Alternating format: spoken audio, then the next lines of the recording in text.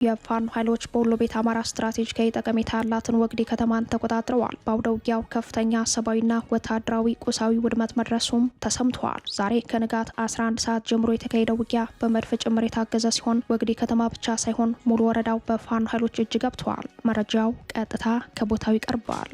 በሌላ በኩል በአምባሰል ተራሮች በድሽቃና በሞርተር የታገዘ ውጊያ ሲካሄድ በደሴ ዙሪያ ፋኖ በአገዛዙ ስትራቴጂክ ቦታ ላይ ልዩ ዘመቻ ፈጽመዋል። በሸዋ በስቦ ማስከዳት በርካታ መሳሪያ ምርኮ በሆነበት ውጊያ ከ450 በላይ የብሬን ተተኳሽና ከነሙሉ ትጥቁ የያዘ አየር ወለድ ኮማንዶ ፋኖን ተቀላቅሏል። ቀዳሚ የግንባር መረጃዎቻችን ናቸው። በአፍሪካ የተሰሚነት ታሪክ ያላት ኢትዮጵያን በማዋረድ በአዲስ የጦረኛ መዝገብ እያስጠራት ያለው የጦርነት ፖሊሲ ባለቤቱ ብልጽግና አሁን ደግሞ ኢትዮጵያን ከሰሃራ በታች ሀገራት መካከል በጦር መሳሪያ ግዢ ከቀዳሚዎቹ ተርታ አስጠርቷታል። አገዛዙ በአፍሪካ የጦር መሳሪያ ግዢ ከቀዳሚዎቹ ተርታ መመደቡን የሚያጋልጥ ሪፖርት ወጥቷል። አብራችሁን ስትዘልቁ ትሰሙታላችሁ። የቤንሻንጉል ጉሙዝ ክልላዊ መንግስት ክልሉን ማዕከል ካደረገው የሱዳን የውክልና ጦርነት ጋር ተያይዞ የክተት አዋጅ ማወጁ ተሰምተዋል። በጉዳዩ ላይ የክልሉን ፕሬዝዳንት ጨምሮ የመከላከያ አዛዦች ስብሰባ ማካሄዳቸውም ታውቋል። በሌላ በኩል አረብ ሊግ በኢትዮጵያና ሱዳን ጉዳይ አስቸኳይ ስብሰባ ተቀምጠዋል። ሱዳን የተባበሩት አረብ ኤምሬቶችን ትታ በኢትዮጵያ ላይ የክስ ጫና አብዝታለች። በአረብ ሊጉ ስብሰባ ጀርባ የግብጽ እጆች ይታያሉ። ለሰዓቱ የመረጥንላችሁ ቀጠናዊ ትንታኔያችን ነው። ሰላም ጤና ይስጥልን ውድ የጣና ቲቪ ተከታታይ ቤተሰቦቻችን አብራችሁን ስትቆዩ እነዚህንና ሌሎች ዝርዝር መረጃዎችን ታደምጣላችሁ። አክብሮታዊ ግብዣችንን በማስቀደም ወደ ሰዓቱ ዜናና መረጃዎቻችን እናመራለን። የፋኖ ኃይሎችና የአገዛዙ ሰራዊት በወሎ ቤት አማራ በርካታ ቦታዎችን የሸፈነ ውጊያ በማካሄድ ላይ ናቸው። በአምባሰል ተራሮች በሞርተርና በድሽቃ የታገዘ ውጊያ ተካሂዷል። አራተኛ ቀኑን በያዘው በዚህ ውጊያ አገዛዙ ከውጫሌና መርሳ ወደ አምባሰል ተራሮች ተጨማሪ እግረኛ ጦር ማንቀሳቀሱ ተሰምተዋል። በሌላ በኩል የምኒልክ ዕዝ አርበኞች በደቡብ ወሎ ዞን ስትራቴጂካዊ ቦታ በሆነው በጉጉፍቱ አካባቢ ቁልምቢ ላይ በሚገኝ የአገዛዙ ወታደራዊ ካምፕ ውስጥ ሰርገው በመግባት ሰርጂካል ኦፕሬሽን ፈጽመዋል። የደሴ ዙሪያውን የፋኖ ኦፕሬሽን በደሴ ከተማ የሚገኙ የአገዛዙ ካድሬዎችን ጭንቀት ውስጥ ከቷል። ከ26 በላይ የአገዛዙ ወታደሮች የተደመሰሱበት በወታደራዊ ጠቀሜታ ወሳኝ የሆነው ስፍራ ከደሴ ከተማ በስተ ሰሜን ምዕራብ አቅጣጫ ከ15 ኪሎ ሜትር ርቀት ገደማ ላይ ይገኛል። ወታደራዊ ካምፑ ከፍተኛ ቦታ ላይ ስለሆነ ደሴ ውስጥ ለሚገኙ የብልጽግና ካድሬዎች ስትራቴጂካዊ የደህንነት መጠበቂያ ተደርጎ ይቆጠራል ያሉት የፋኖ ምንጮች ወታደራዊ ድሉ ከፍተኛ ትርጉም የሚሰጠው እንደሆነ ነው ያስረዱት። በሌላ የአውደ ውጊያ መረጃም በዚሁ የወሎ ቤት አማራ ቀጠና በስትራቴጂክ አመች ነቷ የምትታወቀው ወግዲ ከተማ ዛሬ ግንቦት 4 ቀን በፋኖ ኃይሎች ቁጥጥር ስር መግባቷን ከግንባር የተገኘው መረጃ ያሳያል። ይህ ዜና በሚጠናቀርበት ሰዓት ውጊያው እንደቀጠለ መሆኑን ያረጋገጠው የጣና የግንባር ዘጋቢ የሚከተለውን ዘገባ አድርሶናል። ሰላም ጤና ይስጥልን አድማጭ ተመልካቾች እንደምን ዋላችሁ። በዛሬው የግንባር መረጃችን በወሎ ቤት አማራ ስትራቴጂካዊ ጠቀሜታ ያላት የወግዲ ወረዳ ወግዲ ከተማ ሙሉ በሙሉ በፋኖ ቁጥጥር ስር ገብታለች። አገዛዙ በከፍተኛ መጠን የተመታበትና በተለያዩ ቦታዎች ላይ ፋኖ እጅግ የጦር የበላይነቱን ያሳየበት አውደ ውጊያ እየተካሄደ ይገኛል። ይህ ዜና እየተናቀረ ባለበትም ሰዓት አውደ ውጊያው እንደቀጠለ ሲሆን በአሁኑ ሰዓት ወግዲ ወረዳ ውስጥ የሚገኙ ሁሉም ከተሞች እንደዚሁም የወረዳው ዋና መቀመጫ የሆነችው ወግዲ ከተማ በፋኖ ቁጥጥር ስር መግባቷን ከቦታው የፋኖ ምንጮች አድርሰውናል።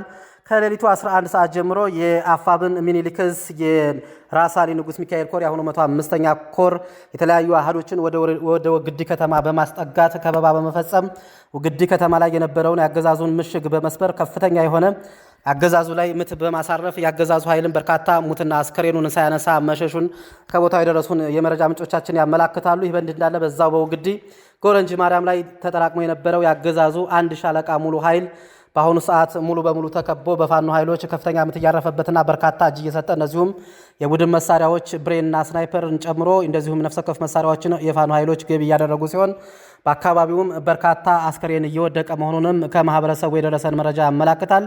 አገዛዙም ከመካነ ሰላም የመድፍ ሽፋን እየሰጠ ሲሆን እንደዚሁም በተጨማሪም ከደራ ወረዳ ከፍተኛ ቁጥር ያለው ኃይል እያንቀሳቀሰ ቢሆንም የራሳሊ ንጉስ ሚካኤል ኮር የተለያዩ አሃዶች በተለያየ ቦታ ላይ ቆረጣ በማድረግ ጎረንጂ ከተማ ላይ መሽጎ የነበረው አንድ ሻለቃ ያገዛዙ ኃይል ሙሉ በሙሉ ከበባ ውስጥ የገባና እንደዚሁም በርካታው በአሁኑ ሰዓት የተወገደ መሆኑንም ከቦታ የደረሰን መረጃ ያመላክታል። ምንም የተረፈ ኃይልም የለም እያሉን ነው።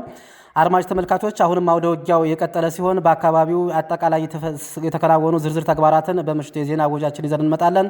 ተስፋዬ ልሳኑ ነኝ ከዚያው ከትግሉ ሜዳ። በሌላ የግንባር መረጃችን በአፋብን ምኒልክ ዕዝ 104ኛ ኮር 25ኛ ክፍለ ጦር ስር ከሁለት ሬጅመንት የተውጣጡ አርበኞች ከግንቦት 1 አመሻሽ ጀምሮ በጉጉፍቱ እስከ ቁልምቢ ተብሎ በሚጠራው ስፍራ ላይ በነበረ የአገዛዙ ምሽግ ውስጥ ሰርገው በመግባት በወሰዱት እርምጃ 4 ክላሽንኮቭ መሳሪያ፣ በርካታ ተተኳሽ በምርኮ ገቢ ማድረግ መቻላቸውን የፋኖ ምንጮች አረጋግጠዋል። መነሻውን ከሸዋ መንዝላል ወረዳ ወገሬ ከተማ በማድረግ የአፋብን ሸዋ ጠቅላይ ግዛት አሳምነው ዕዝ አጼ አምደ ጽዮን ኮር የራምቦ ክፍለ ጦርን የተቀላቀለው የብልጽግናው 104ኛ ኮማንዶ ክፍለ ጦር አባል 2 የደረት ትጥቅ 450 የብሬን ተተኳሽ 375 የክላሽ ተተኳሽ 8 ካዝናና 1 ዘመናዊ የኮማንዶ ጥርጥር ክላሽ በመያዝ ነው ፋኖን የተቀላቀለው። በሌላ በኩል ከጦላ የመከላከያ ማሰልጠኛ ተቋም ለሽምቅ ውጊያ ስልጠና ወደ ብር ሸለቆ ማሰልጠኛ ተቋም የመጡ 8 የመከላከያ አባላት ፋኖን ተቀላቅለዋል።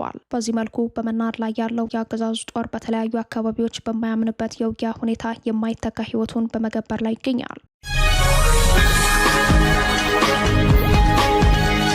የቤንሻንጉል ጉሙዝ ክልላዊ መንግስት ክልሉን ማዕከል ካደረገው የሱዳን የውክልና ጦርነት ጋር ተያይዞ የክተት አዋጅ ማወጁ ተሰምተዋል። በጉዳዩ ላይ የክልሉን ፕሬዚዳንት ጨምሮ የመከላከያ አዛዦች ስብሰባ ማካሄዳቸውም ታውቋል። በሌላ በኩል አረቦቹ በኢትዮ ሱዳን ጉዳይ አስቸኳይ ስብሰባ አካሂደዋል። የቤንሻንጉል ጉሙዝ ክልል ፕሬዚዳንት ጨምሮ የክልሉ የጸጥታ ባለስልጣናትና የመከላከያ አዛዦች አስቸኳይ ስብሰባ ማካሄዳቸውን ተከትሎ በክልሉ የክተት አዋጅ መታወጁ ተሰምተዋል። ከክልሉ ወረዳዎች የተውጣጡ ሚሊሻና ልዩ ኃይሎች ወደ ሸርቆሌ የአባይ ግድብ ቀጠና እንዲንቀሳቀሱ ትዕዛዝ አውርዷል። በትዕዛዙ መሰረት የዘመተው የክልሉ ጸጥታ ኃይል በሸርቆሌ ወረዳ ገመድ የተባለ አካባቢ በሱዳን ጦር ከሚደገፉ ታጣቂዎች ጋር የተኩስ ልውውጥ ማካሄዱ በወታደራዊ መረጃው ላይ ተመላክተዋል። በውጊያው 5 የክልሉ ሚሊሻዎች ሲገደሉ በርካታ መንግስታዊ ተቋማትም የድሮን ጥቃት ሰለባ ሆነዋል። በቀጠናው የሱዳን ጦር ድጋፍ የምትሰጠው ግብጽ በአጠቃላይ በጦርነቱ የተለያየ ግንባር ያሰማራችው ሰራዊት ብዛት 5000 ደርሷል። ተፋላሚውን የሱዳን ፈጥኖ ድራሽ ኃይልን የምታስታጥቀው የተባበሩት አረብ ኤምሬትስ በበኩሏ በብልጽግና መንገድ ጠራጊነት አዲስ ቴክኒሻኖችን ወደ አሶሳ ከተማ በብዛት ማስገባቷ ታውቋል። በጉዳዩ ላይ የአረብ ሊግ አስቸኳይ ስብሰባ ማካሄዱ ተሰምተዋል። ግብጽ የምትመራው ሊጉ ካይሮ ላይ በኢትዮ ሱዳን ጉዳይ አስቸኳይ ስብሰባ አድርጓል። በስብሰባው ላይ የሱዳን ወታደራዊ መንግስት ተወካዮች በብልጽግና ተደጋጋሚ የድሮን ጥቃት እንደተፈጸመባት ሪፖርት በማቅረብ ኢትዮጵያን ከሰዋል። የካርቱም አየር ማረፊያ ከኢትዮጵያ ባህር ዳር በተነሳ ድሮን ተመቷል የሚለው ክስ በካይሮ ስብሰባም ተደግሟል። የአረብ ሀገራት ስብስብ የሆነው የአረብ ሊግ ሰብሳቢ የባህሬን የግብጽ አምባሳደር ፈውዚያ ቢንት አብዱላህ ዘይናል ስብሰባውን መምራታቸውን ሚድል ኢስት ሞኒተር የተሰኘ የዜና ምንጭ ዘግቧል። የሊጉ 165ኛ መደበኛ ስብሰባ ሰብሳቢ በሆኑት በባህሬን ዲፕሎማት ፈውዚያ ቢንት አብዱላህ ዘይናል የቋሚ ተወካዮች አስቸኳይ ስብሰባ ያካሄደው በሱዳን ጥያቄ መሰረት ነው። ሱዳን ኢትዮጵያ በሀገሪቱ ላይ የፈጸመችውን ጥቃት ለመወያየት የሚል አጀንዳ እንዲያዝ ማድረጓ የተሰማ ሲሆን ሱዳን በክሷ ላይ የተባበሩት አረብ ኤምሬቶችንም ስም አለማንሳቷ በዘገባው ላይ ተመላክተዋል። ሱዳን በቅርቡ በኒያላና በካርቱም ለተፈጸሙ የድሮን ጥቃቶች ኢትዮጵያን ተጠያቂ ማድረጓ በሁለቱ ሀገራት መካከል ያለውን ግንኙነት ይበልጥ የሚያሻክር ሆኗል። የአረብ ሊግ በዚህ ጉዳይ ላይ አስቸኳይ ስብሰባ መጥራቱ ጉዳዩ ከአንድ ሀገር አልፎ ቀጠናዊ መልክ እየያዘ መምጣቱን ያሳያል። በተለይም ሱዳን ከዚህ ቀደም የጦር መሳሪያ ለአርኤስኤፍ ታቀርባለች ስትል ስትከሳት የነበረችውን የተባበሩት አረብ ኤምሬቶችን ስም አለመጥቀሷ በዲፕሎማሲው ረገድ የታየ አዲስ አቅጣጫ መሆኑ ተነግሯል። የአረብ ሊግ አስቸኳይ ንግግሩ የተጠራው ሱዳን በኢትዮጵያ ያላትን አምባሳደር ባስጠራች ማግስት መሆኑ ጉዳዩን ትኩረት ሳቢ አድርጎታል።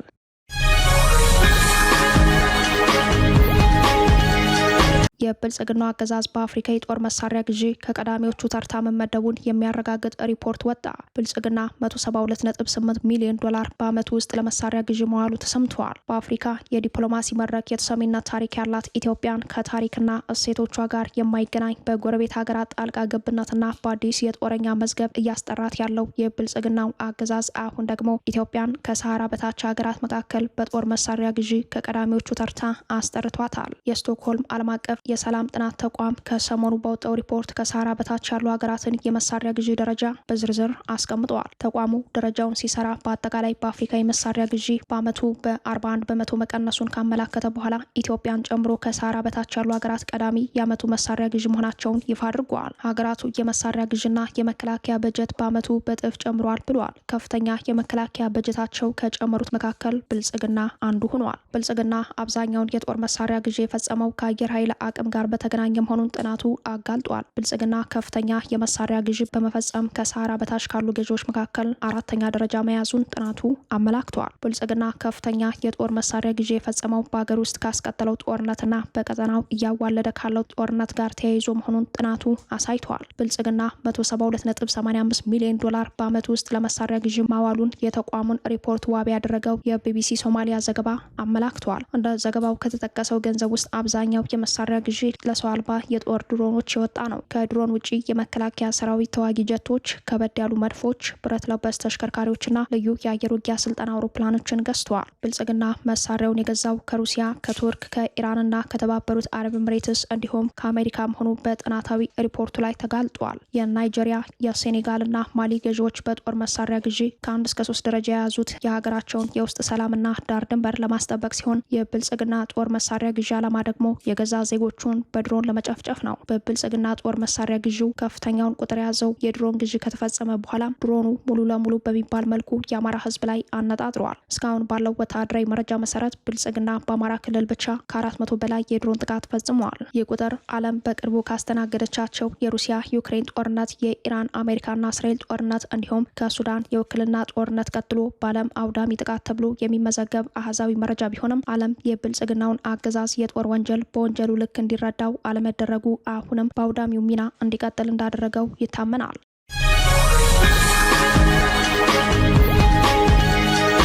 የህወሓት ሰነድ አፈትልኮ ወጥቷል። ሰነዱ የህወሓትን የዘመቻ መክት እቅድ በዝርዝር ይዟል። በሌላ በኩል የአሜሪካው አምባሳደርና ህወሓት በየፊናቸው ለጌታቸው ረዳ ሰሞነኛ ትንታኔ ምላሽ ሰጥተዋል። በነ ደብረጽዮን የሚመራው የትግራይ ማዕከላዊ ኮማንድ ኮሚቴ በቀጣይ የህወሓት የዘመቻ መክት ወቅታዊ ተግባራት ላይ ትኩረት ያደረገ ሰነድ አቅርቧል። ሰነዱ በቀዳሚነት እዚያው ህወሓት ውስጥ ሆነው ለህወሓት ዘመቻ ፈተና ይሆናሉ የተባሉ አመራሮች ተገምግመው እርምጃ እንዲወሰድባቸው ያሳስባል። ለድርጅቱ ያላቸውን ታማኝነት በአስቸኳይ በመገምገም ከሁለት ቦታ በሚረግጡ አመራሮች ላይ እርምጃ መውሰድ፣ የሎጂስቲክ መልመላና የዘመቻ መክት ኮሚቴ እንዲቋቋም፣ በጊዜያዊ አስተዳደሩ ስር የነበረው የትግራይ ፖሊስ ተጠሪነቱ ለህወሓት ጊዜያዊ ኮማንድ እንደሆነ አቅጣጫ መቀመጡን የሚያመላክተው ሰነዱ ሌተናል ጀነራል ፍስሐ ኪዳኑ ማንጁስ የታጣቂ ቡድኑ ዋና አዛዥ ተደርገው ከተሾሙ በኋላ የመጀመሪያው ሰነድ እንደሆነ ተመላክተዋል። ከወታደራዊ ዘመቻው ጎን ለጎን በፕሮፓጋንዳ ዘመቻው በጀት ተይዞ የጦርነት ነጋሪት ጉሰማውን እስካሁን ከነበረበት አውድ ከፍ ማድረግ፣ ምሽጎችን ለየት ተጨማሪ የታጣቂ ምልመላ ማድረግ የሚለው የሰነዱ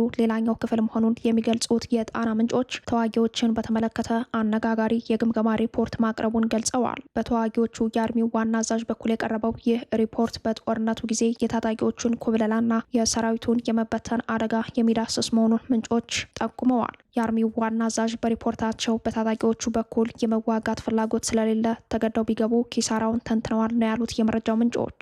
አርሚ 43፣ አርሚ 24፣ አርሚ 26፣ አርሚ 22 ውስጥ የሚገኙ አብዛኞቹ ታጣቂዎች የመዋጋት ፍላጎት እንደሌላቸው በአዛዦቻቸው በኩል ሪፖርት ተደርጓል ያሉት ምንጮች ተዋጊዎቹ እንደ ቀድሞው የመዋጋት ሞራል ስለሌላቸው ተገደው ወደ ጦር ሜዳ ቢገቡ ሊኮበልሉ፣ ሊከዱ ስለሚችሉ ሰራዊቱን ይበትናሉ የሚል ስጋት በሰነዱ ላይ ተመላክተዋል። ይህን ታሳቢ ስጋት ለመከላከል ህወሓት ተጨማሪ የታጣቂ ቡድኑ አባላትን ምልመላ አጠናክሮ መስራት እንደሚገባ የፖለቲካ ውሳኔ ወስኖ በዚህ ውሳኔ መሰረት የግዳጅ ምልመላን ጨምሮ አዳዲስ ሰልጣኞችን የማሰባሰብና በአጭር ስልጠና ለውጊያ ዝግጁ የማድረግ ስራዎች እንደቀጠሉ መሆኑን የመረጃው ምንጮች ጠቁመዋል።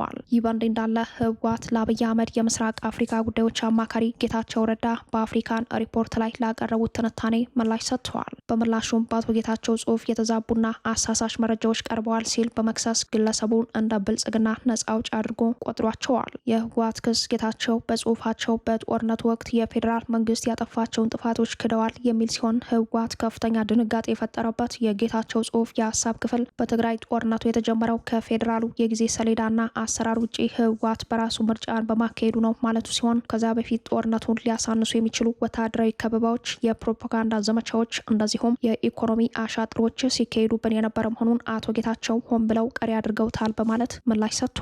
ይህ የትርክት ጦርነት ጌታቸው በቀድሞ ድርጅታቸው ላይ የፈጠሩትን ተጽዕኖ በጉልህ ያሳየ ሲሆን በተመሳሳይ አቶ ጌታቸው ረዳ በዘ አፍሪካን ሪፖርት ላይ ካስነበቡ ካነበቡት ጽሑፍ ጋር በተያያዘ የቀድሞው የአሜሪካ የአፍሪካ ጉዳዮች ረዳት ሚኒስተር አምባሳደር ቲቦር ናጊ ምላሽ ሰጥተዋል። አምባሳደሩ በምላሻቸው የአቶ ጌታቸው ረዳ ትንታኔ ተወደደም ተጠላ በውስጡ ሁለት መራር እውነታዎችን ይዟል ብለዋል። አንደኛው ያለፈው ጦርነት አውዳሚ መሆኑን የሚተነትነው ጽሑፋቸው ሲሆን ሁለተኛው ደግሞ አሁንም ሌላ ዙር ጦርነት ለመግባት ያለውን ዝግጅት ያሳዩበት አውድ ነው ብለዋል። አምባሳደሩ በይፋዊ የኤክስ ገጻቸው መልእክታቸው መሪዎች ይወስናሉ፣ ህዝብ ግን ይሰቃያል በሚል አገላለጽ በተለይም የህወሓት አመራሮች የስልጣን ሽኩቻ እያዋለደ ያለውን ጦርነት በሰፊው ለማሳየት ሞክረዋል። ህወሓት ሙሉ ጦርነት ዝግጅት በሚያደርግበት በዚህ ጊዜ በጎን የድርድር ጥሪዎችን በምዕራቡ ዓለም ዲፕሎማቶች በኩል በማቅረብ ላይ ሲሆን አገዛዙ በበኩሉ ለድርድር ለመቀመጥ የደብረ ጽዮን ህገወጥ አስተዳደር ይፍረስ፣ የጊዜያዊ አስተዳደሩ ፕሬዝዳንት ሌተናል ጀኔራል ታደሰ ወረደ ወደ ቢሮአቸው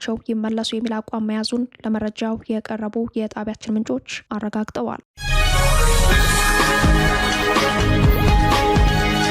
ፕሬዚዳንት ትራምፕ በሆርሙዝ ሰርጥ በኢራን የባህር ላይ የእንቅስቃሴ ገደብ የተጣለባቸውን መርከቦች እጀባ የሚሰጠው ፕሮጀክት ፍሪደም የተሰኘ የባህር ላይ ዘመቻ በሰፊው መልኩ ዳግም ሊጀምሩ እንደሚችሉ አስታወቁ። ብሪታንያ በበኩሏ በኢራን ላይ አዲስ ማዕቀብ ጥላለች። የመካከለኛው ምስራቅ ቀውስ መፍትሄው ርቆታል። የሰላም ስምምነት አማራጮች ሁሉ እየተጣሉ የኃይል አማራጮች ዳግም እየተመለሱ ነው። የአሜሪካው ፕሬዚዳንት ዶናልድ ትራምፕ ቀደም ሲል በመካከለኛው ምስራቅ የባህር ላይ ደህንነት ለመጠበቅ ተጀምሮ የነበረውን ፕሮጀክት ፍሪደም በድጋሚ ለማንቀሳቀስ እያሰቡ መሆኑን ገልጸዋል። እንደ ፎክስ ኒውስ ዘገባ ከሆነ የፕሬዝዳንቱ እቅድ የዚህን ፕሮጀክት ይዘት ከበፊቱ በበለጠ መልኩ በማስፋትና አድማሱን ከፍ በማድረግ ላይ ያተኮረ ነው። ፕሮጀክቱ በመጀመሪያ ሲታለም በሆርሙዝ ሰርጥ በኩል የሚያልፉ የንግድ መርከቦችን ከጥቃት መከላከልና አጃቢነት መስጠት ላይ ያተኮረ ነበር። ትራምፕ አሁን እያሰቡ ያሉት እቅድ ግን መርከቦችን ከማጀብ ባለፈ በባህር ላይ ያለውን የንግድ እንቅስቃሴ ስጋት ላይ የሚጥሉ አካላትን በጥልቀት መመከት የሚያስችል ሰፊ ስልጠናን፣ ወታደራዊ ዝግጅትን ያካተተ እንደሚሆን ተገልጿል። ይህ እርምጃ አሜሪካ በዓለም አቀፍ የንግድ መስመሮች ላይ ያላትን የበላይነት ለማሳየትና የኢራንን እንቅስቃሴ ለመግታት ያለመ እንደሆነ ይገመታል። ይህ መግለጫ የወጣው በመካከለኛው ምስራቅ ያለው ውጥረት በጨመረበትና በባህር ላይ በሚደረጉ የንግድ እንቅስቃሴዎች ላይ የጸጥታ ስጋቶች በበረቱበት ወቅት ነው። ፕሬዚዳንት ትራምፕ አሜሪካን ፈርስት የሚለውን ፖሊሲያቸውን በማስቀደም የአሜሪካንና የወዳጆቿን ጥቅም ለማስጠበቅ የኃይል እርምጃ ለመውሰድ ዝግጁ መሆናቸውን እያሳዩ ነው። ይህ ውሳኔ በተግባር ላይ የሚውል ከሆነ በሆርሙዝ የባህር ሰርጥ ላይ የአሜሪካ የጦር መርከቦች ቁጥር በከፍተኛ ሁኔታ ሊጨምር ይችላል። በአሜሪካና በኢራን መካከል ያለው ዲፕሎማሲያዊ ፍጥጫ ወደ ቀጥተኛ ወታደራዊ ግጭት ሊያመራ የሚችልበት እድል ይኖራል። በተመሳሳይ ሁኔታ የዓለም የነዳጅ ገበያና የመርከብ መድን ዋጋ ላይ መዋዠቅ ሊያስከትል ይችላል። ይህ በእንዲህ እንዳለ ብሪታንያ ከኢራን ጋር ግንኙነት አላቸው ባለቻቸው 12 ግለሰቦችና ተቋማት ላይ ጠንካራ ማዕቀብ መጣሏን በይፋ አስታውቃለች። የዩናይትድ ኪንግደም መንግስት ይህንን እርምጃ የወሰደው ግለሰቦቹና ተቋማቱ በሀገሪቱ ላይ ጥላቻ የተሞላበት እንቅስቃሴ ሲያደርጉ ነበር በሚል ክስ ነው። ማዕቀቡ የተጣለባቸው ወገኖች በብሪታንያ ምድር ላይ ጥቃቶችን ለማድረስ በማቀድና በማሴር ተጠርጥረዋል። ብሪታንያና ሌሎች ሀገራትን ለማዳከም ወይም ሰላም ለመንሳት ለሚንቀሳቀሱ ቡድኖች የገንዘብና የሎጂስቲክ ድጋፍ በመስጠት ተከሰዋል። እነዚህ አካላት በመካከለኛው ምስራቅና በአውሮፓ ደህንነት ላይ ስጋት ለሚፈጥሩ ስውር ተግባራት እጃቸው እንዳለበት ተገልጸዋል። በእነዚህ ግለሰቦችና ተቋማት ስም በብሪታንያ ውስጥ የሚገኝ ማንኛውም የገንዘብ ተቀማጭ ወይንም ንብረት ይታገዳል። የተከለከሉት ግለሰቦች ወደ ብሪታንያ እንዳይገቡ ወይም በሀገሪቱ በኩል እንዳያልፉ ተከልክለዋል። ማንኛውም የብሪታንያ ዜጋ ወይም ድርጅት ከእነዚህ አካላት ጋር የንግድም ሆነ የገንዘብ ልውውጥ ማድረግ በሕግ ያስቀጣል። ይህ እርምጃ በለንደንና በቴሄራን መካከል ያለውን ዲፕሎማሲያዊ ውጥረት ይበልጥ ያባብሰዋል ተብሎ ይገመታል። ብሪታንያ የሀገሯን ደህንነት ለማስጠበቅ የማያወላዳ እርምጃ መውሰዷን ስትገልጽ፣ ኢራን በበኩሏ መሰል ውንጀላዎችን በተደጋጋሚ እንደምትቃወም ይታወቃል። ክቡራትና ክቡራን ቤተሰቦቻችን ለሰዓቱ የተሰናዱት መረጃዎቻችን እየተከታተሏችኋቸውን ይመስሉ ነበር። አብራችሁን ስለቆያችሁ ልባዊ ምስጋናችን ድረሳችሁ እያለን የጣና ቲቪ ወቅታዊ ዜናዎች፣ ትንታኔዎችና ልዩ ልዩ ፕሮግራሞች እንዲደርሷችሁ ቻናላችን ሰብስክራይብ በማድረግ ቤተሰብ ይሁኑ። በተሳትፎ የትግል ሚዲያው እንዲያጠናክሩ ጥሪያችን እናቀርባለን። ጣና ቲቪ ከሀቅ ጋር